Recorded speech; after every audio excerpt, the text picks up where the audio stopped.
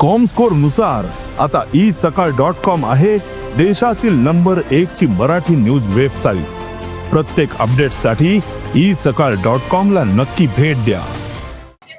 मस्साजोगचे सरपंच संतोष देशमुख यांच्या हत्येच्या निषेधार्थ आज जालन्यातील रामनगर साखर कारखाना येथे मराठा समाजाकडून रस्ता रोको आंदोलन करण्यात येत आहे। जालना ते मंठा हायवेवरती हे रस्ता रोको आंदोलन सुरू आहे। आपण पाहू शकतो या ठिकाणी मराठा बांधव जिथे मोठ्या प्रमाणात रस्त्यावर बसून सरपंच संतोष देशमुख यांच्या हत्येचा निषेध या ठिकाणी करत आहे। कुठेतरी संतोष देशमुख यांच्या हत्येचे फोटो व्हायरल झाल्यानंतर महाराष्ट्रभरामध्ये मराठा समाज जो तो आक्रमक होताना पाहायला मिळतोय।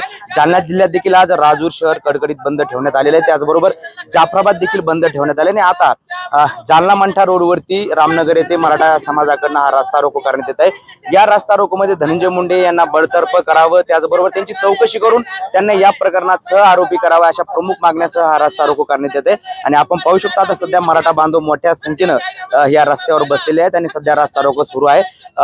खरं तर 2 दिवसापूर्वी जेव्हा संतोष देशमुख यांच्या हत्येस वेळीचे जे फोटो महाराष्ट्रानं बघितले त्यावेळी महाराष्ट्रभरातून संतापाची लाट उसळली आपल्याला पाहायला मिळत होती आणि याचेच पडसाद जालना जिल्ह्यात देखील उमटताना पाहायला मिळतात। जालना जिल्ह्यातील जाफराबाद शहर आज कडकडीत बंद आहे, राजूर शहर देखील बंद आहे आणि रामनगर साखर कारखाना येथे मराठा समाजाकडनं हा रस्ता रोको आंदोलन जे ते सुरू आहे। अक्षय शिंदे, साम टीव्ही न्यूज, रामनगर, जालना।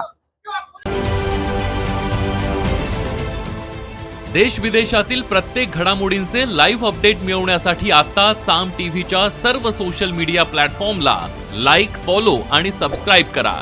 तसंच सर्व नोटिफिकेशनसाठी बेल आयकॉन प्रेस करायला विसरू नका।